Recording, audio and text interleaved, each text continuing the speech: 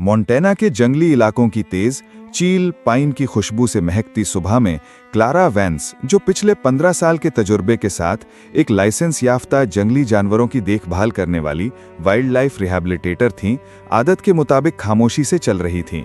उनका घर जंगल था और वो इसके हर राज को जानती थीं। इस खास सुबह एक नया राज उनके मुंतजिर था।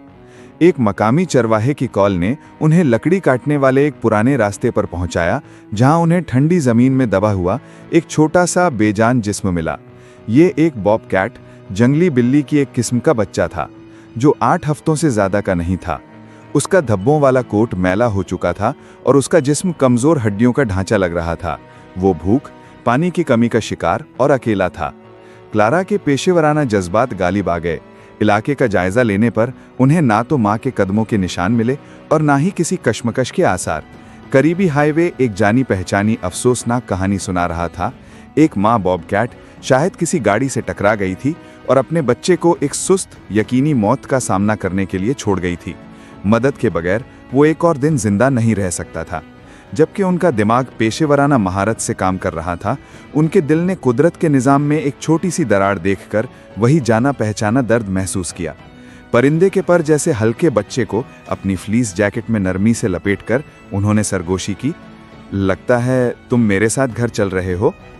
उनकी जायदाद पर बना बहाली का मरकज, रिहैबिलिटेशन फैसिलिटी, जो पहले एक गोदाम था, अब शिफा की एक पनाहगाह था। वहां क्लारा ने बच्चे को एक मुआयना करने वाली मेज पर लिटाया और उसकी जिंदगी बचाने का मुश्किल काम शुरू किया। उन्होंने पानी की कमी पूरी करने के लिए एक नाजुक आईवी लगाई और एक खास दूध का फॉर्मूला तैयार किया। उनके शौहर डेविड दरवाजे पर नमूदार हुए। उनके तजुर्बेकार चेहरे पर वही जानी पहचानी परेशानी थी। वो समझते थे कि उन्हें एक बहुत बड़े चैलेंज का सामना है। 8 हफ्ते का बॉबकैट अपनी मां से जिंदा रहने के अहम हुनर, शिकार कैसे करना है, इंसानों से कैसे डरना है, सीखने की दहलीज पर होता है। हाथ से पाला गया बॉबकैट इस तालीम से महरूम अक्सर ऐसा समझा जाता है कि उसे वापस जंगल में नहीं छोड़ा जा सकता और उसकी किस्मत में कैद की जिंदगी लिखी होती है। जब क्लारा उसका चेहरा साफ कर रही थी तो बच्चे की आंखें झपककर खुल गईं। वो बहुत बड़ी, चमकती हुई सुनहरी आंखें थीं। घरेलू बिल्ली की तरह धुंधली नहीं, बल्कि तेज, ज़हीन और दिल में उतर जाने वाली थीं। उसने ना तो घर्राया और ना ही कोई जद्दोजहद की। इसके बजाय उसने एक अजीब हल्की सी आवाज निकाली, जो बिल्ली की म्याऊं और परिंदे की चहचहाट की मिली जुली आवाज थी। ये गहरी नरमी, जो एक जंगली जानवर के लिए बिल्कुल गैर मामूली थी, पहला इशारा था कि वो मुख्तलिफ है। उसके इस मुनफरिद मिजाज से मुतासिर होकर क्लारा ने उसका नाम जास्पर रखा। जास्पर की सेहतयाबी तेजी से हुई, लेकिन उसका रवैया अजीब रहा। वो इंसानी कुर्बत का तलबगार रहता। जब भी क्लारा उसे उठाती तो गहरी गूंजती हुई शिद्दत से पुर यानी घरघराना करता और अकेले छोड़ दिए जाने पर अपनी चर्प म्याऊं वाली आवाज में रोता। वो जंगल की मखलूक के बजाय एक पालतू जानवर की तरह बर्ताव कर रहा था। जास्पर के मकसद की असल हकीकत उस वक्त सामने आई जब क्लारा की हामला बहन नू सारा मिलने आई। इस खूबसूरत बच्चे से मुतासिर होकर सारा, हालांकि शुरू में हिचकिचा रही थी, उसे गोद लेने पर राजी हो गईं। इसके बाद जो हुआ वो उनके खानदान की दास्तान का संगे मील बन गया। जास्पर सारा की गोद में अपने छोटे जिस्म को खींचकर अपना सर सीधा उसके 7 महीने के हामला पेट पर रख दिया। वो वहां ऐसे आराम से बैठ गया जैसे उसे दुनिया में अपनी सही जगह मिल गई हो और पुर करना शुरू कर दिया। ये एक गहरी गूंजती हुई घरघराहट थी जो सारा के पेट के अंदर तक महसूस हो रही थी। बच्चा लात मार रहा है, सारा ने हाँफते हुए कहा। वो इतना ज्यादा कभी नहीं मारता, ऐसा लग रहा है जैसे वो नाच रहा हो। जास्पर जैसे पैदा न होने वाले बच्चे की तेज हरकतों का पीछा कर रहा था और उसकी पुर की आवाज एक मुसलसल सुकून देने वाली धुन की तरह थी। ये सरासर जादू का एक लम्हा था, 2 रूहों के दरमियान एक खामोश गुफ्तगू। क्लारा, जो ये सब देखकर महव थी, समझ गईं कि जास्पर ने उन्हें चुना है। इस हैरत अंगेज और फौरी रिश्ते ने उस बॉबकैट के लिए, जिसे जंगल में नहीं छोड़ा जा सकता था, एक नया गैर रिवायती रास्ता फराहम कर दिया था। खानदान ने इस फैसले पर बहुत गौर व फिक्र किया। सारा के शौहर लियाम, जो एक हकीकत पसंद इंजीनियर थे, अपने बच्चे को एक जंगली शिकारी के साथ पालने के ख्याल से खौफजदा थे। उन्होंने अपने खदशात का इजहार किया कि जब जास्पर 25 पाउंड का गोश्तखोर जानवर बन जाएगा तो क्या होगा, लेकिन सारा का यकीन मतजल्लक नहीं हुआ। उन्होंने सिरार जारी रखा, तुमने वो देखा नहीं लियाम, ये एक रिश्ता है। मैं अपने दिल से जानती हूँ कि वो हमारे बच्चे को कभी भी नुकसान नहीं पहुँचाएगा। क्लेरा और डेविड की हिमायत से खानदान ने एक पेचीदा सरकारी कार्रवाई से गुजरते हुए जानवरों के डॉक्टर्स और जानवरों के रवैये के माहिरीन से मशवरा किया। क्लेरा की बेदाग शोहरत और जैस्पर के पैदा होने वाले बच्चे के साथ गैर मामूली रिश्ते की कहानी ने आखिरकार उन्हें उसे एक मुस्तकिल तालीमी जानवर के तौर पर रखने के लिए ख़ास इजाज़तनामे दिलवा दिए। डेविड और लियम काम पर लग गए। उन्होंने जैस्पर के लिए एक बहुत बड़ा जदीद तरीन बाहर का अहाता एनक्लोजर बनाया और घर को हिफाजती जालियों और मजबूत स्क्रीनों से महफूज किया। वो एक लड़के और एक बॉबकैट के मुश्तरका मुस्तकबिल की तैयारी कर रहे थे। जैसे जैसे सारा की डिलीवरी की तारीख करीब आई, जैस्पर उसका मुसलसल खामोश साया बन गया, एक बादामी रंग का हिफाजती मुहाफिज।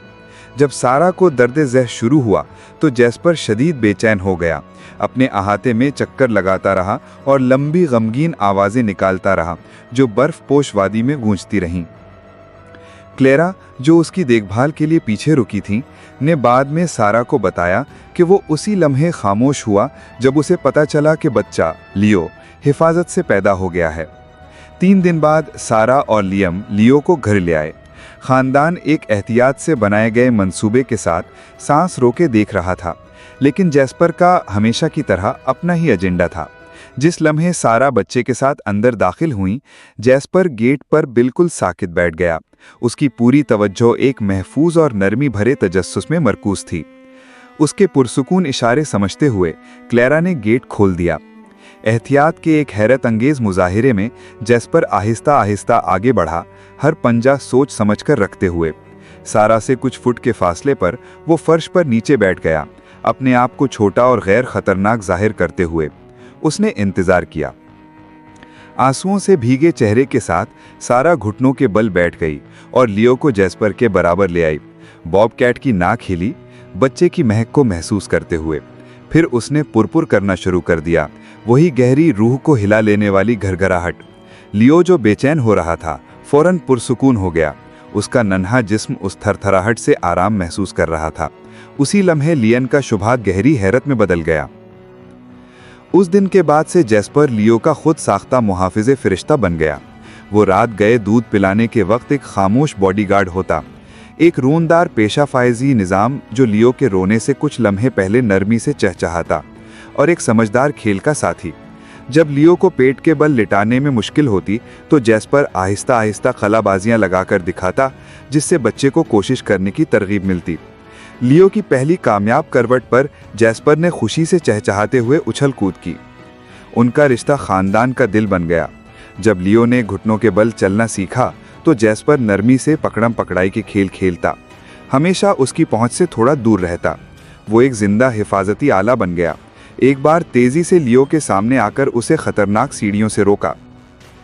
लियो के पहले डगमगाते कदम उसके वालिदैन की तरफ नहीं बल्कि जैस्पर की तरफ उठे, जो एक रूदार मंजिल की तरह इंतजार कर रहा था। जैप जैप उसके पहले अल्फाज में से एक था। सारा अक्सर उन्हें साथ पाती, जहां नन्हा बच्चा तस्वीरी किताब को पुरपुर करते बॉबकैट को पढ़कर सुना रहा था। उनके मुनफरिद रिश्ते का मुजाहरा उस वक्त हुआ जब 2 साल की उम्र में लियो को पहले से तयशुदा विजिट पर मॉल के सेंटा के पास ले जाया गया। लड़का पुरएतिमादी से खाली मॉल में चल रहा था और उसका बॉबकैट साथी एक पट्टे से बंधा शांत होकर उसके साथ कदम मिला रहा था। लियो ने जिद की कि जैस्पर भी उसके साथ सेंटा की गोद में बैठेगा, जिससे एक नाकाबिले फरामोश तस्वीर बनी।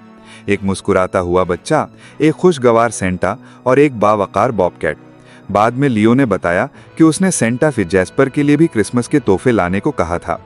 क्रिसमस की सुबह जब लियो जोश से अपने बेहतरीन दोस्त को खिलौनों और एक नए बिस्तर के तोहफे खोलने में मदद कर रहा था, सारा का दिल ममता से लबरेज था। ये मंजर, एक लड़का और उसका जंगली मुहाफिज क्रिसमस की रोशनियों की गर्माहट में एक साथ खेल रहे थे, उनके गैर मामूली रिश्ते का सबूत था। वो छोटी सी नाजुक सी जान जिसे क्लेरा ने सर्द जंगल से बचाया था, बदले में एक मुहाफिज बन गई थी, जिसने एक ऐसा खानदान बनाया जो फितरत, दोस्ती और एक ऐसी मोहब्बत पर मबनी था जो हर वजाहत से बालातर थी।